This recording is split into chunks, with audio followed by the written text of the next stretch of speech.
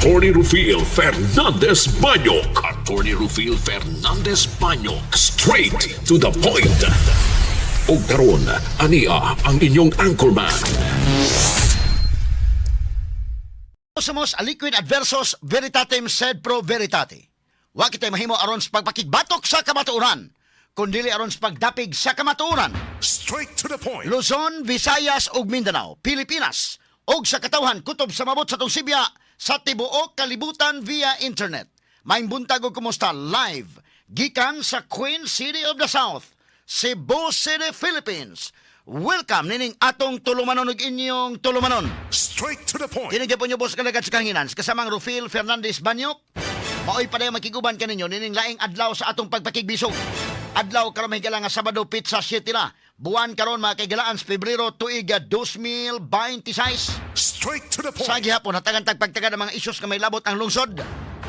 Nagbagang mga expose, naguna mga reports, dinhilamang gyapon mga higala sa atong pagaban-uban nining atong tulumanon ug inyong tulumanon. Straight to the point. Naguna ning atong mga iskutanan karon nga buntaga mga kaigsunan. Atong hatagag pagtagad mga kaigalaan gumikan kay bagyo nga si Basyang. Nahilis og nibalik na sa pagka low pressure area human sa ikalima nga landfall kagabi sa Ayungon, Negros Oriental. Straight to the point. Naana kini sa vicinity sa Cuyo, Palawan. Straight to the At aning point. pagtagad do buntaga mahigala kay kalimagyod ni landfall si Basyang gikan sa Surigao del Sur, kaduha sa Bohol, sa Hagna ug sa Dawis, sa Alcoy sa Sugbo ug Ayungon sa Negros Oriental. Straight to the point. Katanig pagtagad do buntaga mga kaigalaan sa atong paban-uban usab nining atong tulumanon ug inyong tulumanon. Straight to the point. Atol sa paghulga sa epektos bagyo, maabot og kapin sa 1,500 ka mga tao ang napabalhin ngadto sa mga evacuation centers sa 12 ka mga LGU sa lalawigan sa Sugbo. Ubay-ubay sad mga higala nga mga dapit ang dinhi sa Sugbo nga gibahaan og nakasinati sa mga landslide. Straight to the point. Samtang maabot og kapin sa 1,150 ka pasahero sa lain-lain nga mga pantalan sa Sugbo ang na-stranded human ang barko wa palalgaha tungod sa bagyo nga si Basyang. Straight to the point. Nagandaghan yung may gana na purisyo gumikan tumang bagyo mga sukit ti paminaw. Straight to the point. At pagtagad dumutaga sa atong paban-uban usab dining atong tulumanon ug inyong tulumanon. Straight to the Samtang point. sa laing balita, Governor Pambari 4 ni Butiag nga doon na kininadawat nga hulga sa iyang kinabuhi. Gingong dunay gitanyaga nga milyon ka pesos gikan sa Mindanao nga maoy mo patay kaniya. Straight to the point. At sa pagtagad dumutaga sa atong paban-uban mahigalan dining atong tulumanon ug inyong tulumanon. Straight to the Sa laing point. bahin Department of Environment and Natural Resources kun DENR7 hangtod karon wa pa makapagawas og findings sa investigasyon labot sa pagdahili sa mga basura sa Binaliw landfill nga nikalas og 36 ka mga kinabuhi sa ubay-ubay usab ini ang nangaangol. Straight to the point. Katanig pagtagad ron mga kaigalaan kay hantod karon ang DENR murag wa pa gyud maintawon makahuman sa ila mga higala nga findings labot atong maong panghitabo. Straight to the Sa point. kauluhan, House Secretary General nakaduso na sa impeachment complaints batok ni Vice Presidente Sara Duterte ngadto na sa buhatan ni House Speaker Bujidi. Straight to the point. Musugod na og dagan mga higala usab ang impeachment complaints batok ni Sara mahigala.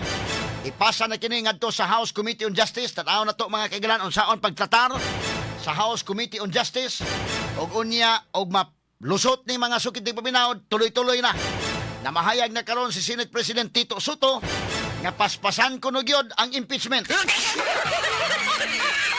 Pero sa diha mahigalang impeachment ni BBM nga na-file og didto gituki sa House Committee on Justice, hilom pastirana si Soto. Karon sa kang Sara mahigala, may butyag mahigala nga angayng paspasan. So samtang nabisi ang katawhan labot sa bagyo nga si Basyang, wa na nalimta na gyud mga kaigalaan sa hingpit ang flood control project. Kay gatiman ron mahigala kato namang impeachment ni Sara. Straight to the point. Okay ron ta na mahigala inyong atimanon ng impeachment ni Sara pero ang flood control project ayaw kalimte. Ang problema mahigala mga congressmen ganahan sad aron nga ma-divert ang issue. Kay kung flood control project adto man mga higala mga matas mga tawo ngadto nila. So kunuhay magpaisog-isog sila. Kunuhay mahigala mura mga diprinsipyo nga mga imbisigar. Ang otro pod mga kaigala ang imbestigahonon. Dili inoon tanan kay bawat may galan doy mga congressmen nga mga tarong. Pero bida daghana na nila mga sukit dig paminaw din ha oy. Paimbestigar ang labaw pang imbestigahonon. Ang ipagtagad lumutaga mahigala sa atong pagaban-uban karon ning atong tulumanon inyong tulumanon.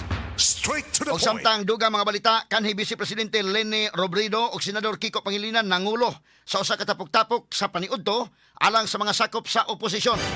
Gituhuang usa sa gituki nila mga kagalaan ang umaabot unya nga 2028 presidential election.